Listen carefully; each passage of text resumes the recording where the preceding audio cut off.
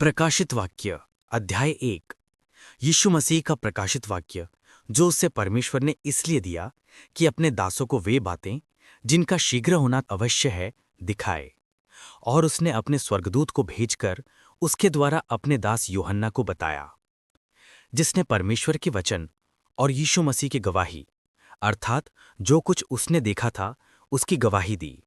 धन्य है वह जो इस भविष्यवाणी के वचन को पढ़ता है और वे जो सुनते हैं और इसमें लिखी हुई बातों को मानते हैं, क्योंकि समय निकट आया है। यूहन्ना की ओर से आसिया की 7 कलीसियाओं के नाम, उसकी ओर से जो है और जो था और जो आने वाला है, और उन 7 आत्माओं की ओर से जो उसके सिंहासन के सामने हैं, और यीशु मसीह की ओर से जो विश्वास योग्य साक्षी और मरे हुओं में से जी उठने वालों में पहलौटा और पृथ्वी के राजाओं का हाकिम है। वह जो हमसे प्रेम रखता है और जिसने अपने लहू के द्वारा हमें पापों से छुड़ाया है, और जिसने हमें एक राज्य और अपने पिता परमेश्वर के लिए याजक भी बना दिया, उसी की महिमा और पराक्रम युगानुयुग रहे। आमीन। देखो, वह बादलों के साथ आने वाला है, और हर एक आंख उसे देखेगी, वरन जिन्होंने उससे बेधा था वे भी उसे देखेंगे, और पृथ्वी के सारे कुल उसके कारण छाती पीटेंगे। हाँ, आमीन। प्रभु परमेश्वर यह कहता है, मैं ही अल्फा और ओमेगा हूँ, जो है, जो था और जो आने वाला है, जो सर्वशक्तिमान है।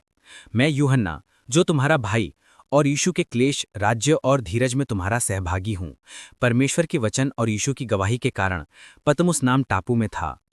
मैं प्रभु के दिन आत्मा में आ गया और अपने पीछे तुरही का सा बड़ा शब्द यह कहते सुना, जो कुछ तू देखता है उसे पुस्तक में लिख और 7 कलीसियाओं के पास भेज दे, इफिसुस, स्मुरना, पिरगमुन, तुआतिरा, सरदिस, फिलाडेल्फिया और लौदीकिया में।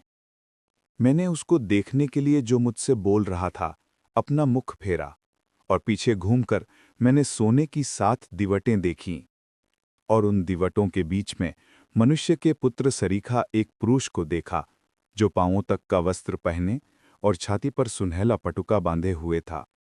उसके सिर और बाल श्वेत ऊन वर्ण पालेके से उज्ज्वल थे, और उसकी आंखें आग की ज्वाला की नाई थीं, और उसके पांव उत्तम पीतल के समान थे जो मानो भट्टी में तपाए गए हों, और उसका शब्द बहुत जल के शब्द की नाई था।